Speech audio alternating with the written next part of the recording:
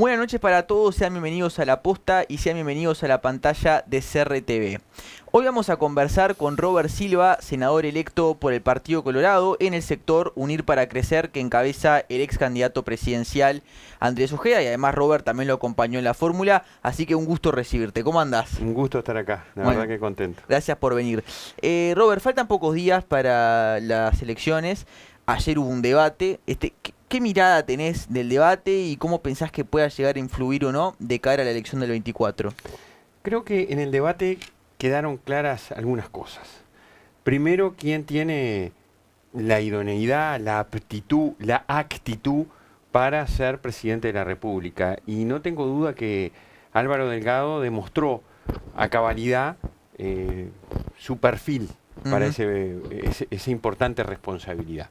No solo por cómo es, sino también por que uno va haciendo camino al andar. Y Álvaro Delgado tuvo diversas responsabilidades en su carrera política de hombre público, ocupando lugares legislativos y después ejecutivos. Y yo recuerdo cuando compartí con él tantas instancias en épocas de pandemia, sobre todo en aquellos momentos en donde tanto nos decían cuando queríamos abrir las escuelas y hacíamos las conferencias de prensa y fuimos el primer país de América y uno de los primeros del mundo en animarnos a abrir las escuelas en época de pandemia. Álvaro jugó en todo ese escenario y después en otros un rol importante. Eso quedó en el debate demostrado. Veías una persona como Yamandú Orsi que lo que hacía era hablar de Canelones. Entonces vos decís, pero Canelones, el que yo conozco, no es lo que él pinta. Y después, más allá de Canelones, existe un Uruguay y un mundo, pero un Uruguay con muchas situaciones muy diversas y distintas a las de Canelones. En segundo lugar, quedó demostrado que Álvaro Delgado tiene un gran equipo. Un gran equipo que tiene profesionalidad y que además tiene diversidad desde la integración de la coalición, que ha estado probada en el momento que fue gobierno. Y lo tercero, que la coalición de gobierno tiene y el Frente Amplio y Yamandú Orsi no tiene, es un programa de gobierno. Porque yo le digo a la gente con claridad, vos ayer escuchabas a Yamandú Orsi pararse frente a la Cámara y hablarle y propuestas y decir, no voy a subir impuestos. Pero después el programa anuncia que van a subir impuestos. Bueno, programa no, porque no tienen programa. Son bases programáticas. Fernando Pereira dice que no tienen programa, Carolina Cose dice que después de la elección van a hacer el programa, él dice y el MPP que hay programa, es una cosa extrañísima, pero esa es la realidad. Entonces, ayer quedó demostrado que Álvaro Delgado tiene la idoneidad y la estatura suficiente para ser presidente de la República, tiene programa y tiene equipo. Creo que con eso le dimos a la ciudadanía la demostración a cabalidad de que somos la alternativa y la mejor propuesta para el próximo domingo. Bien, me quiero meter en tu tema, que es la educación. Te voy a pedir si podemos poner lo que dice Jurado mirando para la cámara. ¿Viste ahí en la taza? Ah, sí, acá, ahí está, perfecto. porque son nuestros amigos que nos sponsorean. Muy bien, Muy Jurado. bien. Pero bueno, lo que te quería preguntar respecto de la educación. Ayer en el debate en un momento sale el tema de este consejo vinculante que propone la base programática del Frente Amplio, una medida que a mi juicio es bastante fascista en realidad, ¿no? Porque es darle el gobierno a la corporación. ¿Qué visión tenés vos respecto de ese consejo vinculante que quiere armar el Frente Amplio en caso de ser gobierno? Un desastre. A ver, es un desastre porque incluso es una cesión o una concesión para que gobiernen y digan lo que hay que hacer políticamente con la educación los sindicatos de la educación y las bases que copan los congresos de educación. Para mí es un desastre, es una muy mala noticia y un riesgo grave para el país que el gobierno esté supeditado a lo que un congreso de sindicatos y de bases diga de lo que hay que hacer con la educación. Ese fue el gran diferencial de nuestro gobierno y te lo digo yo como expresidente de la ANEP. Yo además soy ballista, por lo tanto como ballista te digo, soy defensor de los sindicatos. Los sindicatos tienen que existir para defender los mejores intereses de como le gustaba decir a Valle, el pueblo trabajador. Ahora bien, los que gobiernan tienen que tener la responsabilidad que le concede la ciudadanía de gobernar. El sindicato vela por ese interés legítimo, pero corporativo, y el gobernante vela, trabaja, gobierna por el interés general. Cuando nosotros llegamos a la educación fue de las primeras cosas que pusimos sobre la mesa. Y se los dije mano a mano a los sindicatos. Nosotros vamos a dialogar, vamos a trabajar juntos en todo lo que podamos. pero acá gobernamos nosotros y las decisiones las tomamos nosotros. Eso fue lo que cambiamos respecto al Frente Amplio, que había un estado de asamblea permanente, y el riesgo que tenemos como país, y yo se lo digo a la gente y le pido que reflexione al momento de votar, es que vamos a retroceder varios casilleros y vamos a volver a un estado de asamblea permanente, en donde muchas cosas no se resuelven para evitar el conflicto con el sindicato, o se resuelven de determinada manera, cosa de no tener el conflicto con el sindicato. Entonces, eso es lo que yo se los digo como persona de la educación, nos va la vida en que no suceda.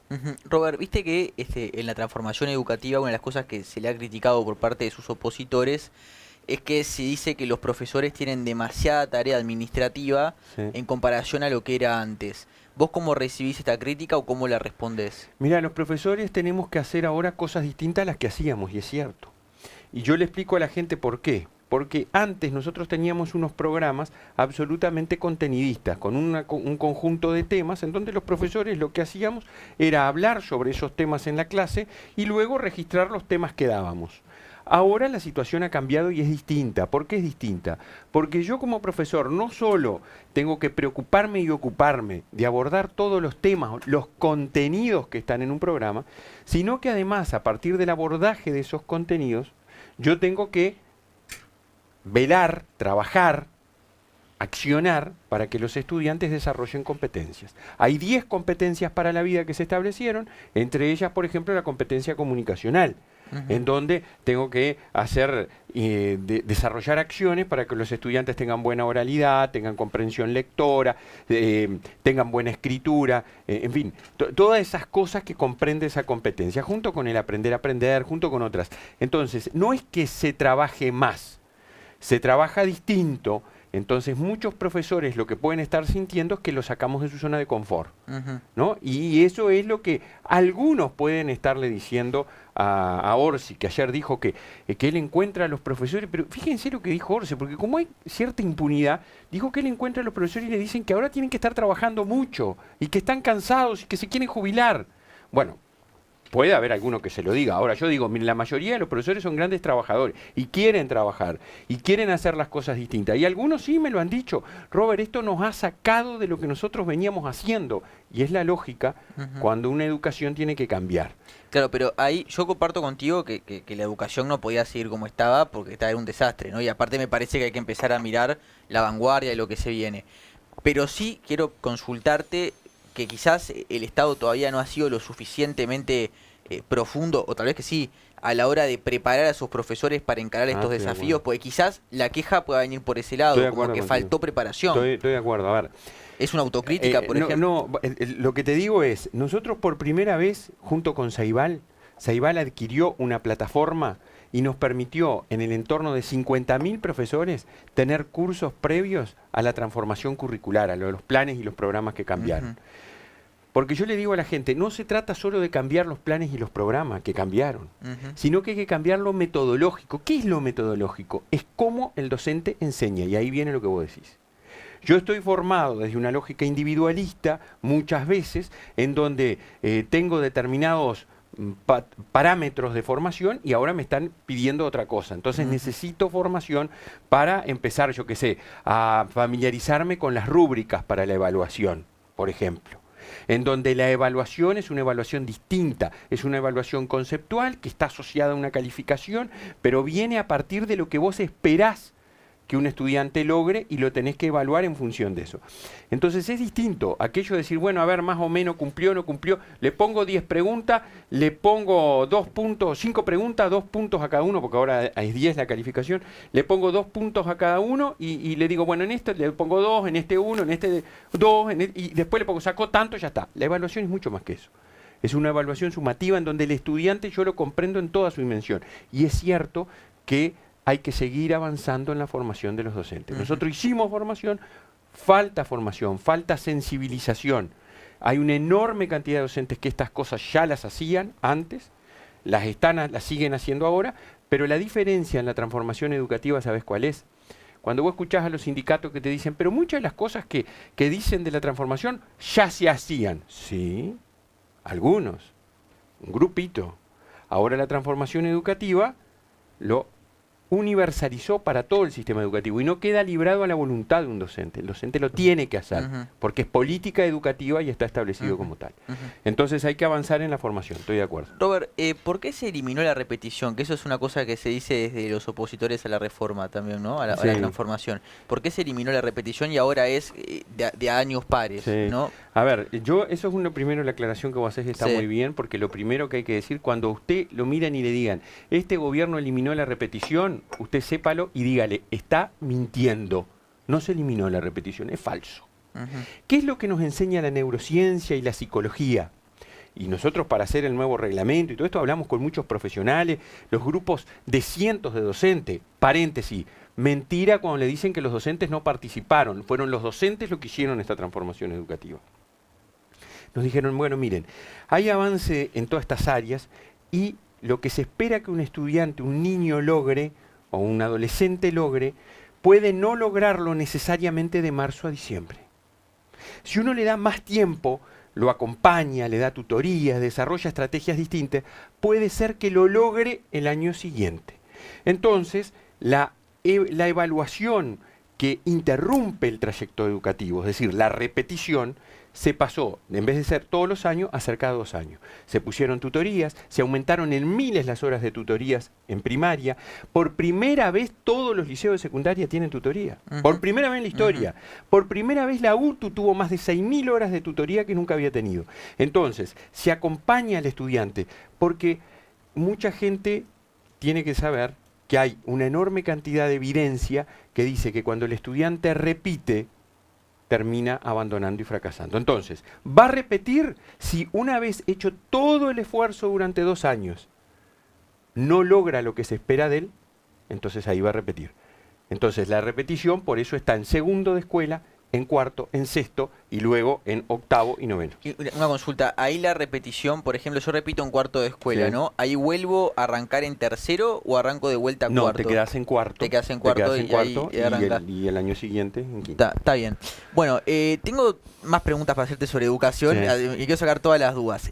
Hay una cosa que se habla bastante que es a veces la desigualdad que se genera a la hora de pasar sobre todo a la universidad, ¿no? Donde no todo el mundo accede a la universidad. Eso ya de por sí quizás se puede ver como un drama, tal vez que no, depende, pero digo, pasa poca gente. Y que muchas veces los niveles mínimos no son iguales para todos a la hora de arrancar. Entonces, mi consulta es, la ANEP, por lo menos cuando vos te fuiste o en lo que se quiera hacer en el gobierno que viene, ¿está mirando esa realidad? Porque es preocupante que hayan gurises que terminan sexto de liceo y que después no tienen las condiciones de arrancar primero de facultad. ¿Eso se está viendo, se está atendiendo? Sí. A ver, 2 cosas, Bauti, que es muy importante. Nosotros uno de los grandes dramas que tenemos es la culminación del liceo. Somos de los peores.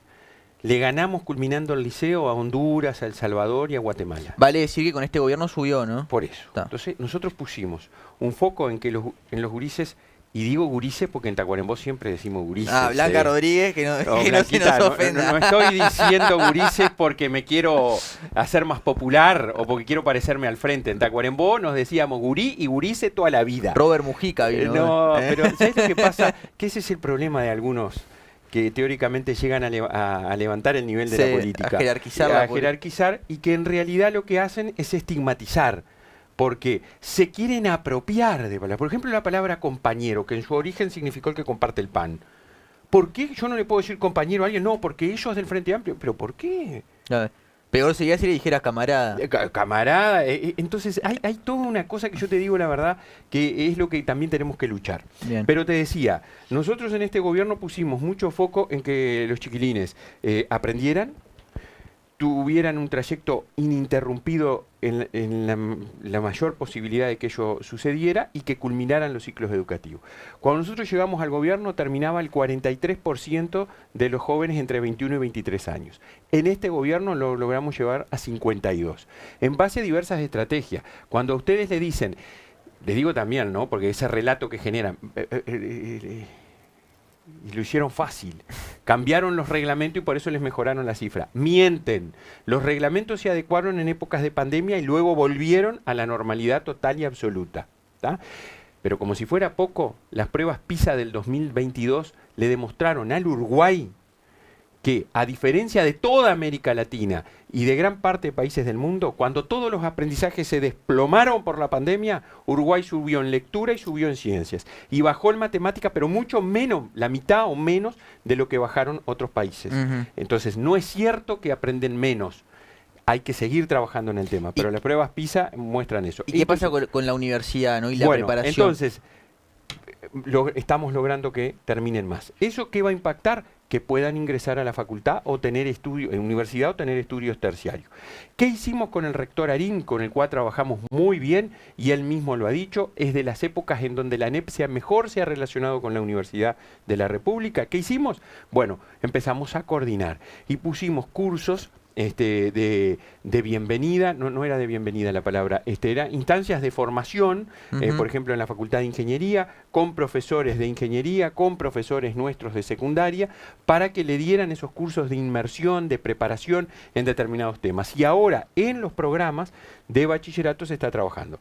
Hay que hacer mucho más, estoy de acuerdo. Nosotros somos de los países que tenemos menor cantidad de egreso universitario y terciario. Estamos en 12%, una cosa así, ¿no? Estamos en la cola, entre 12 y 15 según el área, según cómo, pero estamos muy mal, así que hay que seguir trabajando. Hemos hecho cosas con la Universidad de la República, hemos hecho cosas con otras entidades como con la UTEC, la UTU con la UTEC ha trabajado muchísimo, pero hay que seguir avanzando en esa línea. Bien, Robert, te quiero preguntar respecto de la ANEP, ¿no? Viste que la ANEP, obviamente, desde el punto de vista administrativo en el Estado, cumple un rol más importante en lo que hace la educación directamente de lo que puede ser el Ministerio de Educación y Cultura. Para vos, ¿sería muy descabellado sostener que quizás deberíamos eliminar el Ministerio de Educación y Cultura, que además, desde el punto de vista de la Constitución, cuando se promueve mucho la independencia de la educación, parece contradictorio que exista ese ministerio si queremos que la ANEP sea un ente autónomo y que la educación esté en un ente autónomo? ¿O te parece que el Ministerio de Educación y Cultura tiene que seguir existiendo? Yo creo que tiene que existir porque la educación tiene que tener rango ministerial. Nosotros tenemos desde la impronta ballista propiamente dicha, por salvaguardar y velar por aquello de la laicidad y la prohibición de proselitismo tan tradicional y distintivo de nuestra educación pública, que se la sacó y se lo puso en un ente autónomo. Vos sabés que los entes autónomos más autónomos de todos son los de la educación. Son los de la educación. Sí. Por eso te pregunto, me llama la atención que exista un ministerio por ese motivo. El ministerio, ¿qué hace? Nosotros es el responsable político ante el Parlamento Nacional, porque de existir algún tema con responsabilidad política, quien responde es el ministro, y es la vía de comunicación con el Poder Ejecutivo, porque lo integra obviamente, y con el Poder Legislativo. Cumple un rol, digamos, que para mí también no es menor, de articulación y de coordinación. Además de cumplir eso que decía, es quien, y yo creo que hay que dinamizarlo mucho más, es quien mira el bosque más allá de los árboles. Porque el Ministerio de Educación coordina a la universidad, a la UTEC, a la UDELAR, a las universidades privadas. Sí, claro, yo te iba a decir, atiende temas de la educación privada, claro, que no atiende la ANEP, pero entonces, se le podría dar esa competencia a la ANEP. Yo entiendo lo que vos decís de la responsabilidad política, pero se le podría dar esa competencia. Pero vos acordate que la ANEP no tiene competencia en la universidad, entonces ¿quién coordinaría la universidad? Pero se la podrías dar. Pero la ANEP ya demasiado tiene. Demasiado tiene para vos. Como para. No, además yo creo que está. Viste que nosotros en el programa de gobierno proponemos una cosa que es bien importante para darle quizás más realce, por llamarlo de alguna manera, a este ministerio, que es que sea el Ministerio de Educación, Ciencia y Tecnología. Sí. Así que eso creo que también es importante para tenerlo en cuenta, porque sin duda el ministerio va a tener otro rol más protagónico en áreas. O sea, ese cambio va a existir. Ya está en el programa de gobierno, ya está en el acuerdo que hicimos todos los partidos, que el ministerio va a ser Ministerio de Educación, Cultura, Ciencia y Tecnología. ¿Y eso presupuestariamente qué significa? No significa nada, porque vos ya tenés una Secretaría de Ciencia y Tecnología, o sea, lo que va a hacer es estructurar y coordinar todo, porque vos tenés un Instituto Pasteur, ¿no? Tenés una ANI, tenés el INE. Yo creo que hay este país, ¿cuál es uno? Mira, yo creo que siempre lo dije cuando era precandidato y lo sostengo por haber gobernado el organismo público más grande de este país. Hay 4 problemas que el Estado uruguayo tiene por el cual nosotros tenemos que trabajar: profesionalización, planificación, articulación y coordinación. Cada uno mira su ombligo muchas veces. Entonces uno hace una cosa, el otro hace otra y el otro hace otra, pero no se dan cuenta que están todos relacionados. Nosotros lo hicimos en los programas de la educación.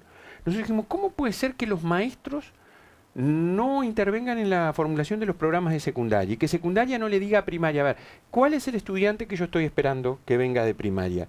Y primaria diga, bueno, el estudiante sale con estos aprendizajes. Todo eso lo hicimos y creo que el Estado hay que hacerlo, porque hay muchas entidades, la UDELAR, la UTEC, la Universidad de Montevideo, la Universidad Católica, hay tanta cosa para coordinar, articular y poner, yo creo que por ejemplo asignar recursos, trabajar mucho en la generación de conocimiento, investigación, unido al sector productivo. Los países que se han desarrollado en el mundo son aquellos que se han sacado ese estigma, como por suerte lo está haciendo el Instituto Pasteur acá, de que vos no podés relacionarte con el mundo privado, investigar, generar conocimiento para que el mundo privado gane plata y vos a su vez desarrolles la investigación, la innovación desde el mundo educativo. Porque te viene el fantasma de la mercantilización, te vienen y te dicen la educación subordinada al mundo privado. No, no, mi amigo, el mundo desarrollado y exitoso va por estos caminos que tenemos que transitar. Robert, ahí hablabas de la presupuestación, ¿no? O del presupuesto. ¿Los profesores en Uruguay para vos están bien pagos? Porque viste que en la policía, en la seguridad siempre se dice no, porque los policías ganan poco en relación a la responsabilidad que tienen y en relación a la vida que deberían de poder llevar para no convivir con los narcos, con los narcos no, con los que trabajan para los narcos. ¿Vos pensás que los profesores en Uruguay están bien pagos? Yo creo que nosotros tenemos una remuneración que hemos logrado recuperar luego de la pandemia con un convenio colectivo que firmamos, pero a mí me gustaría que para incluso fomentar mayormente la profesionalización, que hubiera una mejora salarial significativa. ¿Puede ser un objetivo para este periodo de gobierno? Sí, y priorizando cosas. Por ejemplo, en este periodo de gobierno, ¿sabes lo que hicimos? A los directores y a los inspectores, a aquellos que tienen un rol protagónico en la educación, por primera vez se les dio una partida adicional por tener una maestría, por tener un doctorado, por tener un posgrado. Está bueno eso. No da lo mismo estudiar que no estudiar. Sí. Entonces, si vos tenés una maestría y un posgrado, que nosotros establecimos qué características tenía que tener, cobrás una partida importante aparte. Si vos trabajás en un contexto vulnerable, donde tenés que hacer una cantidad de estrategias diferentes para poder ayudar a esas comunidades que están en situaciones de vulnerabilidad económica, cultural y social, se te paga distinto. Entonces yo creo que nosotros tenemos que avanzar también en eso, en pagar diferente al que está en situación distinta para estimular además otra cosa, que es el arraigo, que se queden ahí. Eso mismo, ¿no? Porque antes lo que pasaba era, bueno, como los periodos creo que son de un año o eran de un año, se quedaban hasta llegar a cierto rango de jerarquía y después se iban, ¿no? Ahora este gobierno ha intentado que eso se prolongue, que en la mayor cantidad de tiempo posible. La elección de horas nosotros la pusimos por 3 años, lo hicimos en varios departamentos del interior del país. Ha sido difícil porque tuvimos pandemia y hay algunas resistencias por parte del sindicato, no de los docentes. Los docentes de secundaria y UTU quieren tener estabilidad, pero es por sentido común. Si usted tiene que ir a elegir todos los años, trabajo acá, no elijo allá. Y si usted tiene un establecimiento que dice, bueno, yo tengo las horas acá, trabajo acá, miren, es como le pasa a las maestras. Las maestras trabajan así. Eligen una escuela y ya saben que el año que viene, salvo que se trasladen o que pase algo, siguen trabajando en esa escuela. Hay que hacer lo mismo para secundaria y YouTube. ¿Qué tan con buenos ojos ves, por ejemplo, implementar en algún momento en el país un sistema de voucher? Mira, yo creo que los vouchers... Vamos a explicar a la gente por las dudas, ¿no? Que eso consiste en el Estado le da un dinero a los particulares para que elijan a qué centro ir. Eso fomenta que los centros compitan para captar los fondos y que en consecuencia mejoren el servicio, ¿no? Y se puede hacer tanto en competencia de todos centros privados o de centros públicos con centros privados. ¿Vos cómo lo ves eso? Mira, las experiencias que hay en el mundo han demostrado que no han tenido el éxito que se esperaba de ellas. O sea, han demostrado que generan mayor empobrecimiento en los sectores más vulnerables y mejores condiciones en los sectores no tan vulnerables. No hay esa movilidad que se espera. Yo sí creo, y nosotros lo teníamos en nuestro programa de gobierno, que hay que hacer una evaluación universal de aprendizajes, que quedó en el programa de la coalición, y a partir de esa evaluación universal de aprendizajes, desarrollar estrategias de atención focalizada a centros educativos que tienen determinadas particularidades, que no es el voucher, pero sí un reconocimiento para que puedan, en definitiva, atender sus necesidades, que son distintas de otros, y el trabajo cooperativo entre las mismas entidades. Está demostrado en el mundo establecimientos que desarrollan experiencias educativas exitosas, comparten las mismas con otros que tienen dificultades, dificultades que ellos pudieron solucionar, y en conjunto resuelven esos problemas. Yo creo que esa interacción y ese trabajo coordinado con atención diferencial puede ser algo bueno y a explorar. Robert, si ahora gana la coalición, ¿tenés ganas de quedarte en el Senado? Sí. Sí. Sí, O sí. sea, porque te veo, digo, se te vio estos 5 años, pero ahora te veo, viste, como hablando como una persona mucho más ejecutiva. De repente el Partido Colorado tiene la particularidad que creo que los 5 senadores que salieron electos tienen como una impronta más ejecutiva a la hora de hablar. Sin embargo, no pareciera que todos, o sea, se fueran a ir al Poder Ejecutivo, más bien parece que se van a quedar en el Senado. ¿Realmente no te tienta de ninguna forma integrar el equipo del Poder Ejecutivo? ¿Te vas a quedar en el Parlamento? Yo te voy a decir una cosa, o sea, es que yo creo que el Uruguay en materia legislativa, en estas áreas en las que estamos, ¿no?, en la que hablamos un ratito, ciencia, innovación, calidad, necesita ayornarse, hay mucho avance normativo, ni que hablar del tema de inteligencia artificial, ciencia de datos, en fin. Y el país está un poco detenido en eso y creo que hay que colaborar. ¿Qué regularías en la inteligencia artificial? Mira, te digo francamente, creo que es un tema a explorar y avanzar. Viste que la Comunidad Económica Europea está avanzando, aprobó normativa, está discutiendo el tema, y creo que el Uruguay tiene que comenzar a explorar ese tema y tenemos que sentarnos a discutir y a aprender de la gente que sabe, ver qué está haciendo el mundo y por dónde va, porque es un fenómeno absolutamente nuevo que yo no tengo duda que está cambiando ya la sociedad y la va a seguir cambiando. Y el Uruguay tiene que prepararse, no para regular nada, sino para tener los instrumentos normativos que puedan corresponder, que otros países en el mundo ya están avanzando en eso.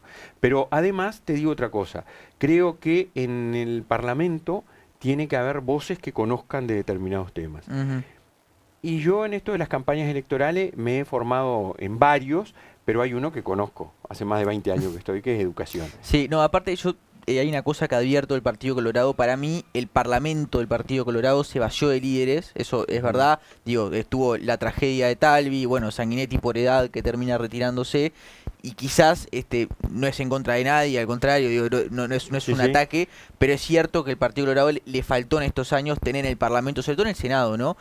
Referentes de cada sector, y creo que le puede hacer bien que ustedes se queden. Por eso, como el Partido Colorado es el partido tan de la responsabilidad y de, bueno, vamos a ir al Ejecutivo y no sé qué, por eso era que te preguntaba. Pero tenemos equipos buenos y vos sabés que hay gente joven que se ha acercado, que en nuestro caso, en la lista 600 que nos presentamos, yo que sé, te voy a poner un ejemplo, el Nico Albertoni, que es el vicecanciller de la República, un tipo de 30 y pocos años, 36, 37 años, Diego Sanjurjo, Antonio Mance, y después diputados jóvenes, diputadas jóvenes. Entonces, hay equipo como para renovar. Y los que ya, yo tengo 53, los que ya estamos en otra etapa, quizás yo es la primera vez que voy a ser senador, pero ¿sabés qué? Me tengo fe para trabajar en eso. Yo soy, por esencia, y lo digo porque es así, trabajador. Yo, todos los lugares que estoy, trabajo, no, aparte me pongo sos objetivos, abogado, ¿no? Soy abogado, soy 4 profesor. de 5 legisladores del Partido Colorado son abogados. Somos abogados. Eso es increíble. Y bueno, y 2 son profesores. Sí, 2 de 5. y tenemos formaciones en áreas distintas, así que algunos tienen más experiencia legislativa, como el caso de Bordaberry, que fue 2 veces senador, Subía fue diputado, mucha experiencia en el área de fiscalía, Tabaré Viera tiene experiencia ejecutiva y también legislativa, porque fue senador y diputado varias veces, y Andrés y yo es la primera vez que estamos en esto del Parlamento. Y lo otro que te digo que también me motiva a quedarme ahí es porque creo que tenemos que trabajar muchísimo por la recuperación del Partido Colorado, por el fortalecimiento de su vida orgánica, por trabajar más allá de la elección, y eso también hay que hacerlo, porque el Partido Colorado se ha recuperado en esta elección, pero tiene que mantenerlo durante todo el tiempo. Si tenés unos minutitos más, tengo algunas preguntas para hacer sobre eso y ya te libero. Puede ser que tenés un acto tan a full todos los dirigentes en esta recta final. Mirá, ¿qué pensás vos del lema común? Este famoso que se está hablando. ¿De la coalición republicana? Sí. Yo no cierro las puertas a nada, porque lo peor que vos podés hacer en la vida es decir no, como ya he visto que algunos compañeros lo hacen. Yo creo que hay que velar por cuáles son los intereses del país, en primer lugar, como los vallistas trabajamos siempre, primero la República, y luego ver lo del partido, porque hay que ver si ir en un lema común, cómo impacta en el partido. Pero es un tema a conversar. Hay 3 departamentos que lo vamos a hacer. Se ha resuelto muy bien. Yo estoy en muchísimo vínculo que se incorporó a nuestro proyecto político y es un valorazo. Marcelo Malaquina en Salto. Que va a pelear ahora la intendencia. Y tiene posibilidades ciertas a partir de la coalición republicana de ser el nuevo intendente de Salto. Va a pelear con el representante del Partido Nacional y también creo que va a haber alguien del Cabildo Abierto. Y ahí la cosa anduvo muy bien. El partido votó muy bien, pero fuimos separados y ahora nos unimos en la municipal. Así que yo creo que hay que ver cómo pasamos la municipal y luego conversar lo que haya que conversar. Bien, ¿y qué pasa con tu sector Crece, ¿no? Que antes, lo que antes era Ciudadanos? Porque ahora están integrados al sector de Ojeda. Subía se integra en un momento al sector de Ojeda diciendo no quiero que gane la centroizquierda de Robert Silva. Bueno, ahora están todos juntos. ¿Qué pasa con tu sector? ¿Cómo te sentís trabajando ahora con Gustavo Subía? ¿Pudieron recomponer o no había nada que recomponer? ¿Cómo es la cosa? Mira, nosotros lo que generamos, que lo hablamos con Subía y con Andrés Ojeda, es un espacio de trabajo parlamentario, ojalá en el gobierno, si ganamos este domingo, y partidario. Pero no somos un mismo sector. Nosotros seguimos siendo nuestro sector Crece, Subía tiene su sector y Andrés Ojeda tiene su sector. Lo que sí creo que podemos coordinar muchísimo desde la complementariedad que demostramos que podíamos tener. Mirá, cuando nosotros nos juntamos luego de la elección interna, vos tenías un Diego Sanjurjo y un Subía, que te decían que era el agua y el aceite. Y sin embargo, a partir de las visiones comunes, se logró tener un programa de gobierno que comparte Diego Sanjurjo y que comparte Gustavo Subía. Y creo que ahí podemos avanzar mucho. El Partido Colorado siempre fue grande cuando supo respetar tu posición y la del otro, y trabajar articulada y coordinadamente.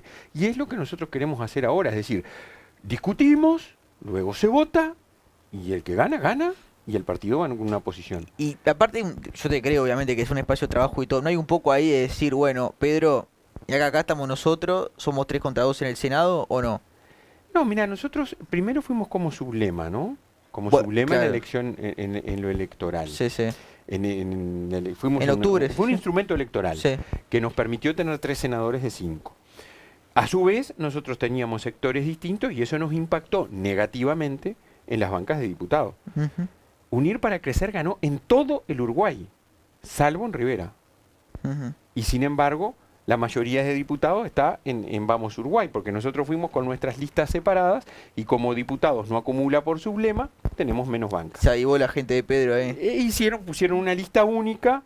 Y ahí sabes cuál es la diferencia, que no es menor, es que no hubo interna. Entonces nosotros habíamos participado en la interna, entonces teníamos que los acuerdos, a ver, Subía ya estaba con Ojeda, nosotros veníamos aparte, estábamos unidos por sublema, pero teníamos senados distintos que no podíamos acordar, porque ya había un acuerdo entre Ojeda y Subía, y el senado de Silva, que se mantuvo a partir de la fuga que tuve de dirigentes de Ciudadanos que se fueron para Vamos Uruguay, entonces eso nos hizo que ir con listas distintas. Pero por ejemplo, las juntas electorales.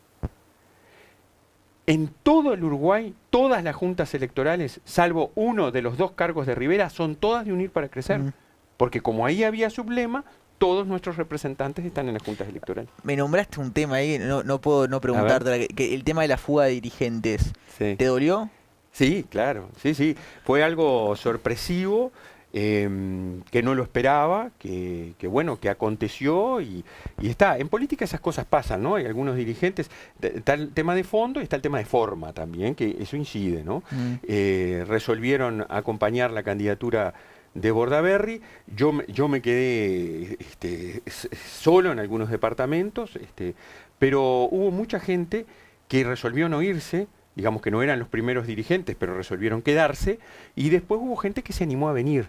Entonces hay veces hay podas que hacen que el árbol florezca mucho mejor y venga con mucho más fuerza, y tú fíjate que a nosotros hasta último momento había varios compañeros que creían que no íbamos a llegar, y nosotros llegamos, pagamos nuestra banca y al sublema le dimos más de 10.000 votos, bastante más. Sí, medio Caribe le salió la banca, ¿no?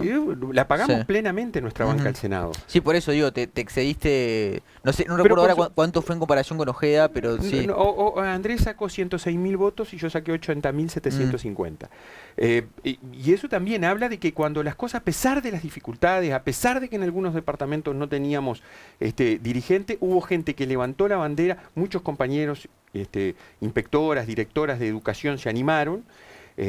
También demostramos, como nos pasaba en algún departamento, que no teníamos ni comité, porque no teníamos para pagar un comité, y sin embargo sacamos cientos de votos de gente que votó la lista 600, acompañó a los dirigentes que allí se animaron, ¿no? Así que fue una experiencia enriquecedora porque nos estimula a seguir adelante. El otro día hicimos una reunión con todos los dirigentes de CRECE a nivel nacional, y sabés que eso fue el sentimiento de festejo, de esperanza y alegría, porque cuando te daban por destruido de que no podías levantarte, nosotros lo logramos hacer, y ahora hay un sector floreciente que tiene un senador y 2 diputados, que está peleando una intendencia como la Intendencia de Salto y que tiene estructura en todo el país. Lamentablemente ganamos en Soriano.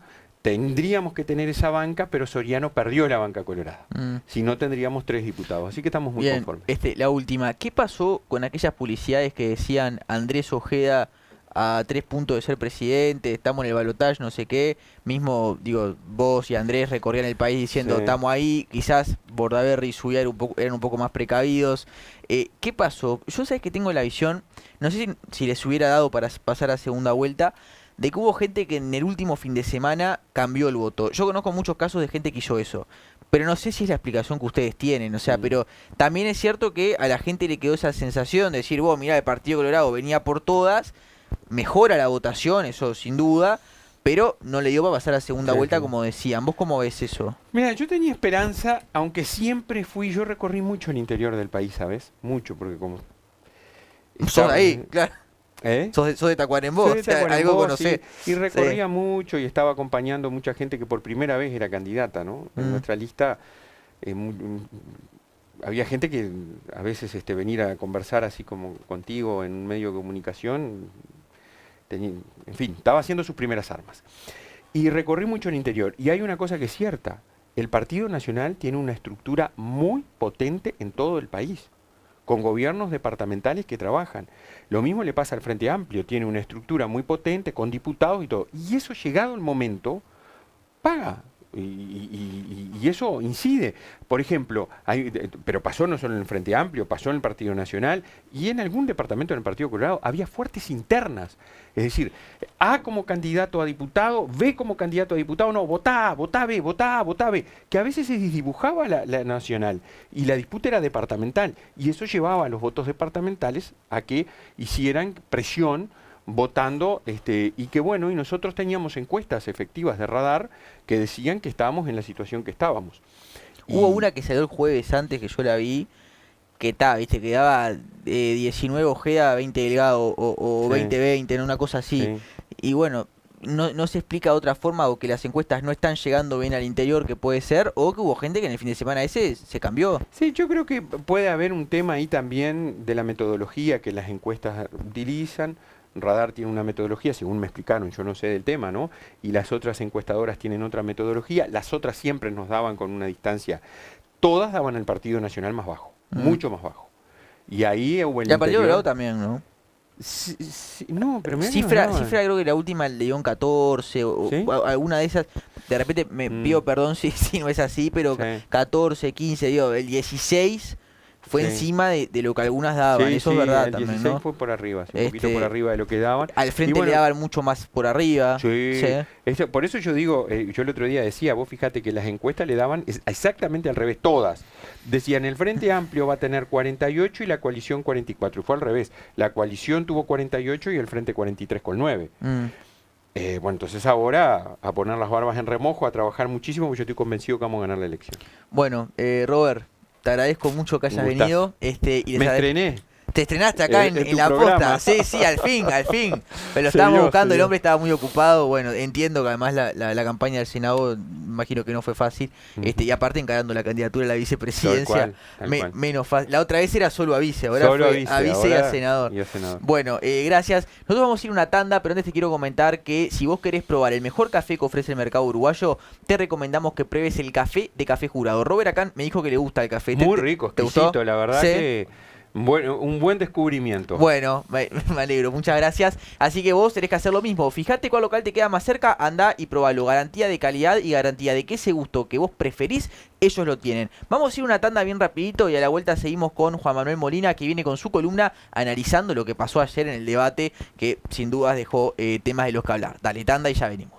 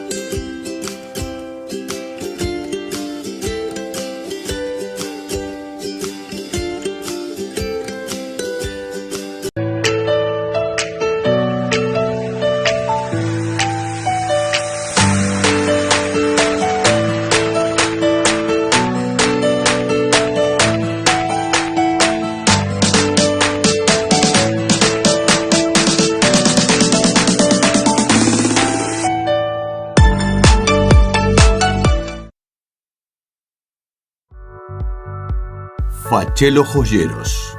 Desde 1968, asesorándolos a la hora de vender alhajas, relojes y brillantes. Especialistas y coleccionistas de relojes y joyas. Compramos oro, brillantes y alhajas antiguas. Fachelo Joyeros. En Pocitos, 21 y Ellauri.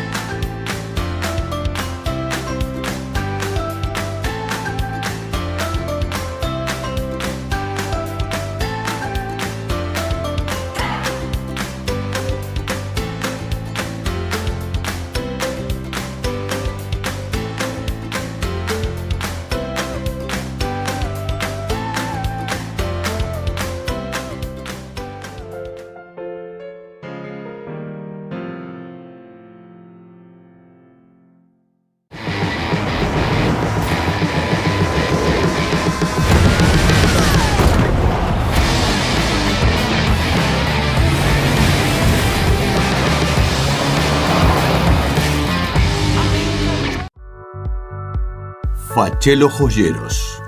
Desde 1968, asesorándolos a la hora de vender alhajas, relojes y brillantes. Especialistas y coleccionistas de relojes y joyas. Compramos oro, brillantes y alhajas antiguas. Fachelo Joyeros. En Pocitos, 21 y Ellauri.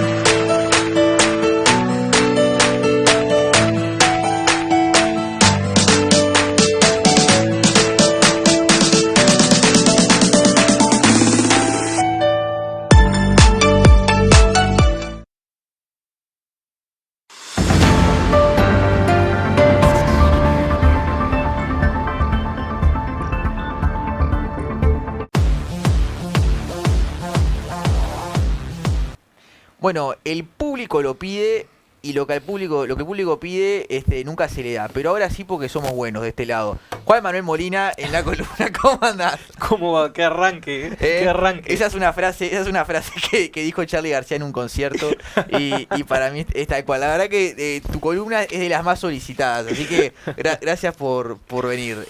Bueno, vamos a hablar del debate, no hagamos mucho rodeo porque la verdad que tenemos bastante de lo que hablar.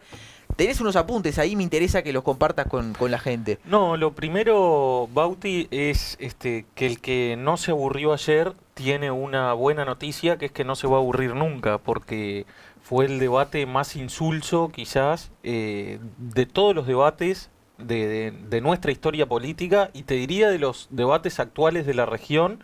Fue el más blandito, el que tuvo, no sé si menos contenido. Creo que lo insulso está sobre todo en las formas, que eso es lo que más, quizás lo que más molesta. Y después que no hubo una contraposición, no fue un debate, no hubo una contraposición ideológica, que es la base de cualquier debate. Todos nostalgiamos con aquel debate de Sanguinetti y Tabaré Vázquez, en donde Sanguinetti alude al marxismo constantemente y explica las bases filosóficas de por qué su proyecto político era distinto en aquel momento al de Tabaré Vázquez. Bueno, acá yo creo que hubo, primero y sobre todas las cosas, una alusión constante al pragmatismo de parte de Álvaro Delgado, que no creo que sea un acierto, así como no lo creía en toda la campaña, pero bueno, no iba a cambiar el discurso en el debate. O sea, hizo toda una campaña basada en el pragmatismo y desideologizada. No iba a ir al debate a decir otra cosa. O sea, era lo esperable de su parte. Lo que sí creo que fue un acierto, contrario a lo que piensan muchos, el haber hecho bastante referencia al Frente Amplio. Y creo que también fue un acierto su respuesta a eso, cuando le dijeron, bueno, estaba debatiendo contra el candidato del Frente Amplio. ¿A quién querían que no? Sí, yo quiero dar un dato a la gente que quizás no se sabe tanto, que es que el debate fue de esta manera porque Yamandú Orsi lo pidió así. De hecho, yo creo que este formato favoreció a Orsi. Y favoreció a Orsi claramente porque Delgado tuvo más solidez en cuanto a su elocución, a su forma, estaba menos nervioso, se notaba que estaba menos nervioso, y aparte tuvo un manejo de números mucho mejor que el de Orsi. De hecho, Orsi fue con un guión armado. Es decir, a ver, si Orsi no iba al debate y mandaba un video de lo que dijo, era lo mismo. O podría haber ido el Pacha directamente. Claro, sí, bueno. Pero a ver, por momentos empezaba, nuestras propuestas son las siguientes. Primero, tal cosa, segundo, tal otra, tercero, tal. Y leía. O sea, bajaba la vista. Se notaba que leía. Porque vos podés, bueno, estudiártelo un poco antes y irla manejando y dar una releída, ojear, como decimos cotidianamente. Pero no, Orsi era así, constantemente. Y creo que incluso en algunos momentos como que se trababa, no sé, en algunas palabras.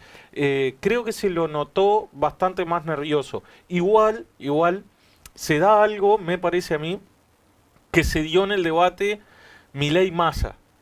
Creo que a nuestros ojos, o por lo menos a ver, según mi análisis, el ganador es Delgado, pero creo que el más favorecido por el debate es Orsi, porque Orsi no perdió nada.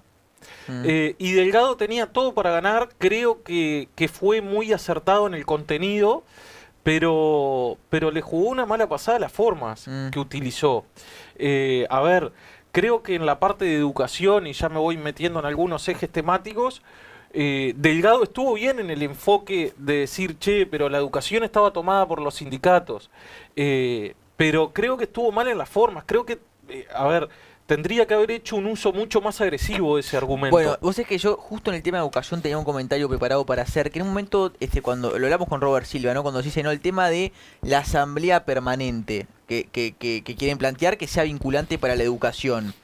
Ahí lo que dijo Delgado fue, bueno, lo que pasa es que el Poder Ejecutivo no puede ser una asamblea.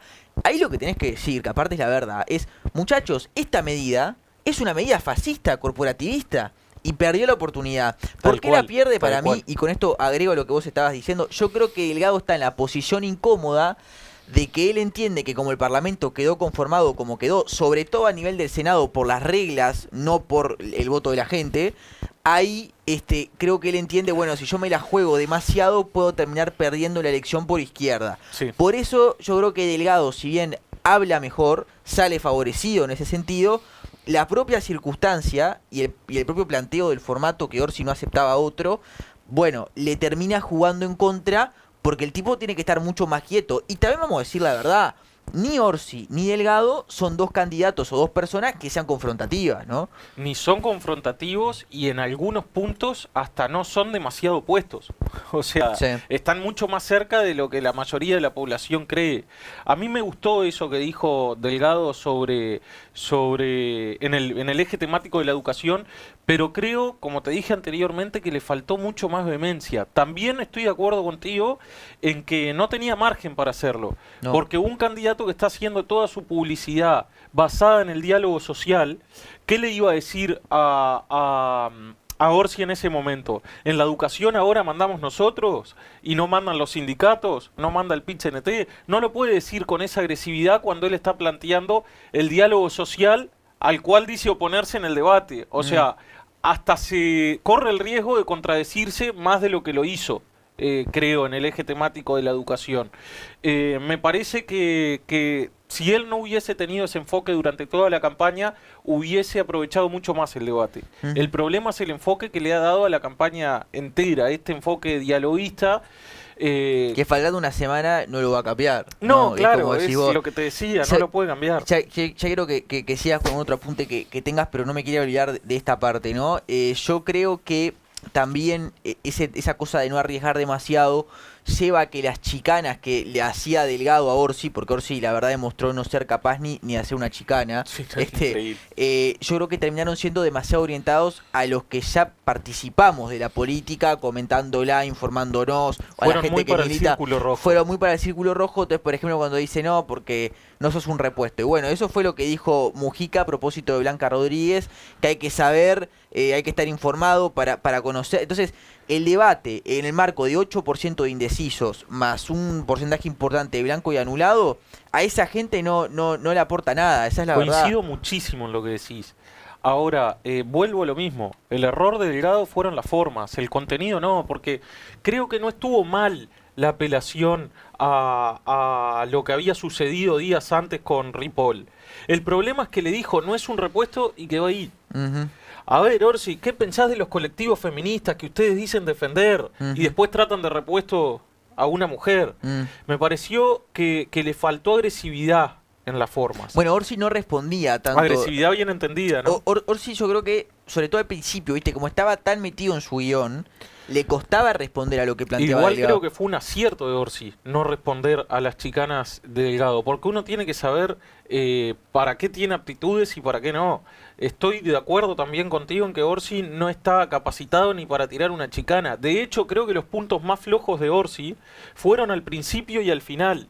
Después, durante todo el debate, él fue, como dijo Ojeda, a empatar el partido a la altura y se fue con eso. Creo que logró el objetivo. Pero Línea de 5. Claro, al principio y al final hubo un sinónimo común, que fueron los únicos dos momentos de todo el debate donde él se sale del guión. Y donde se salió del guión hizo el ridículo.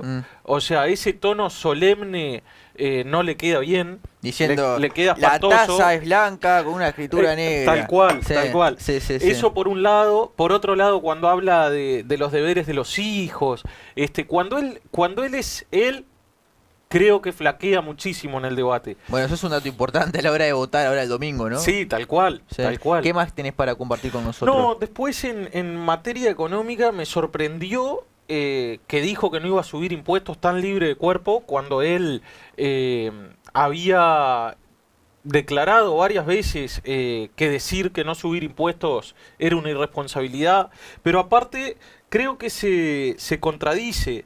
Lo tenía por acá, pero habla de no subir impuestos y habla de fortalecer colonización, algo que está totalmente obsoleto para los tiempos modernos. O sea, para la gente, sobre todo la gente de Montevideo, colonización que muchas veces le otorga el beneficio de 100, 200 hectáreas bajo el marco de la ley que colonización establece un productor, no sirve para nada. Hoy precisás escala para producir, incluso en el rubro agropecuario. De hecho, creo que este gobierno fue un fuerte quitar recursos de ahí y dárselos a terminar con algunos asentamientos, por ejemplo.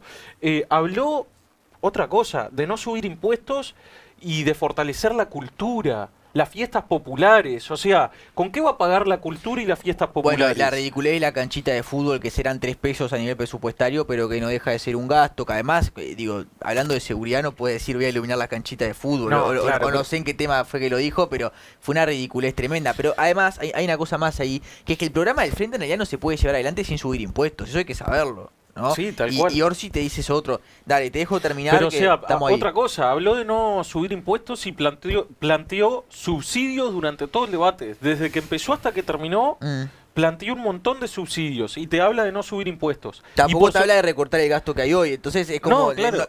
no me cierra la ecuación. Claro, por sobre todas las cosas en esto de no subir impuestos, lo más increíble es que contradijo a O'Donnell.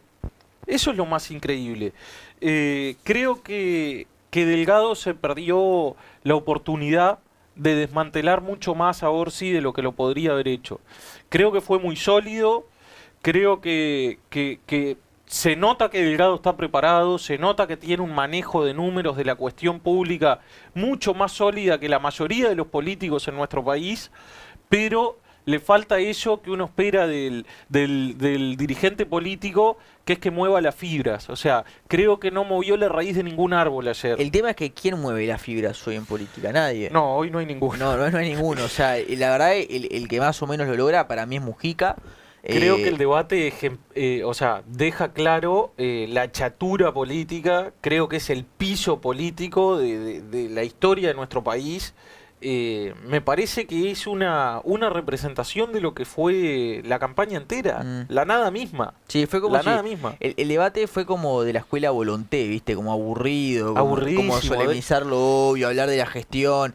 También yo creo que Orsi, lo dijo Robert Silva antes, es un error que haya puesto tanto énfasis en Canelones, porque la verdad es que el tipo se muestra como una persona de visión departamental. Quizás a él lo que le gusta es ser intendente y no. Yo creo que sí, como dijo Sanguinetti, es el prototipo del intendente promedio, o sea, del intendente colorado de toda la historia, de Canelones. O sea, ahora, la apelación a Canelones, los intendentes son cuasi monarcas, o sea, tienen una autonomía que no tiene ningún otro jerarca político en todo el estado.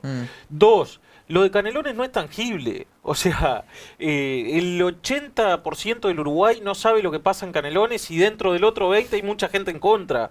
La verdad que no entendí. Otra cosa, ese tono solemne que yo creo que le erra porque lo desencaja de sí mismo, pero creo que es adecuado en el sentido de mostrarlo como presidenciable, se contradice con esta visión departamentalista y pequeña del Uruguay. O sea, sí, aparte es un departamento que mal o bien ya lo tiene ganado y me parece que no había nada para sacar de ahí. No había nada. Yo creo que quiso hacer como Schiaretti, ¿viste? En el debate de Argentina, ¿viste? De Córdoba, se olvidó que Canelones no es Córdoba y que no es que la gente dice, mirá qué lejos que me queda Canelones, debe andar bien y, digo, como decís, el 20% que sabemos lo que pasa, quizás la mitad estamos en contra. Entonces, ya me tengo que ir, Juanma. Gracias por haber venido. Gracias a ti, siempre es un gusto estar acá. Bueno, gracias. Y nosotros vamos hasta el programa que viene. Antes les quiero comentar que Café Jurado es el mejor café que ofrece el mercado uruguayo. Así que si todavía no lo probaste, hacé como nosotros, acercate al local que quede más cerca de tu casa y probalo. Garantía de calidad y garantía de que ese gusto que vos preferís, ellos lo tienen. Juanma, espero el 25 tenerte acá para analizar las elecciones. Va a estar Jonah también, ¿no? No sabemos, tenemos que hablar con él. Pero vamos a hacer un programa especial seguro el 25. Hay que convencerlo. Dale, nos vemos. Chau. Gracias por estar del otro lado y voten bien el domingo. Chau.